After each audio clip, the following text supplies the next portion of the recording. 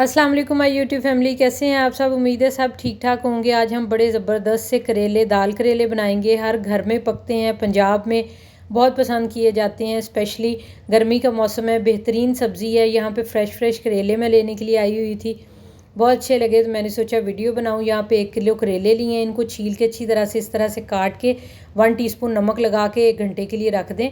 4 यहाँ पे प्याज लेंगे, टमाटर लिए हैं 4 मैंने, और 2 सब्ज़ मिर्चें हैं, इनको ले लेंगे और हमने इनको काट लेना है। साइड पे मैंने चने की दाल जो है वो भी बॉयल होने के लिए रखी हुई है।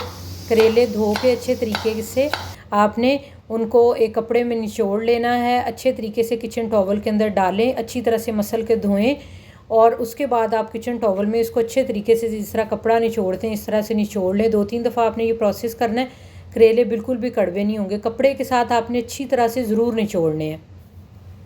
ऑयल में आपने देखा मैंने प्याज शामिल कर दिया है। वहाँ यहाँ पे ऑयल आपने थोड़ा ज़्यादा लेना है क्योंकि दाल है वो ऑयल को एब्जॉर्ब करती है। अगर आप ऑयल कम रखेंगे तो आपकी दाल करेले ड्राई बनेंगे, इसलिए आपने ऑयल के मामले में कंजूसी नहीं करनी यहाँ पे, ठीक है। यहाँ पे प्याज थोड़ा सा सॉफ्ट हो गया। टमाटर 4 जो हैं वो मैंने डाल के इसमें तो बारीक काट के डाल दिए हैं अल्हम्दुलिल्लाह। इसको हमने 1 मिनट के लिए इसके अंदर फ्राई करना है। प्याज सॉफ्ट हो जाएगा। यहाँ पे कुछ मसाले हैं।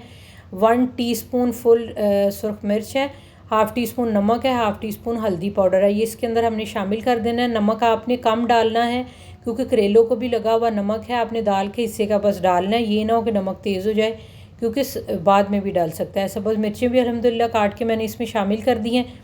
नमक मिर्च आप अपने हिसाब से एडजस्ट कर दें। 1 किलो करेले और 1 पाव दाल के लिए वैसे ये परफेक्ट है, क्योंकि कुछ घरों में होता है इस तरह से कि नमक तेज़ या मतलब उसका फ्लेवर जो है उसकी तेज़ी में फ़र्क होता है, यानी कड़वी ज़्यादा या कम हो सकती है, इसलिए आपने अपने टेस्ट के हिसाब से डालनी है। करेले इसके अंदर फ्राई किए हुए डाल देने हैं, और जो करेले हैं आपने हल्की आंच पे इनको फ्राई किया है मैंने, और फिर इसके अंदर शामिल कर देने हैं। 10 से 15 मिनट इसी मसाले के अंदर बिल्कुल लो फ्लेम के ऊपर आपने इनको पकने देना है ताकि सारा नमक मिर्च वगैरह एब्जॉर्ब हो जाए इसके अंदर। यहाँ पे 1 टीस्पून ज़ीरा है, 1 टीस्पून सूखा धनिया है।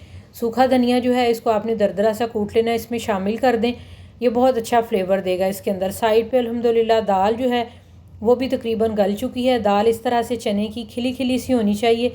हलवा नहीं आपने दाल का बना देना, खिली खिली दाल होगी क्योंकि वो मसाले में जाके भी हमने इसको 10 से 15 मिनट के लिए पकने देना है ताकि सारा जो नमक मिर्च वगैरह है इसके अंदर एब्जॉर्ब हो और सारे फ्लेवर्स एक दूसरे के अंदर आए।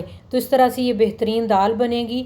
आपने इसी तरह से बनानी है, हल्के फ्लेम के ऊपर आप इसको पकने दें और धनिया और सब्ज़ मिर्च ऊपर रख के इसको गार्निश करें गर्मा गर्म तंदूरी रोटी के साथ। इंजॉय करें। उम्मीद है आपको मेरी ये रेसिपी अच्छी लगेगी।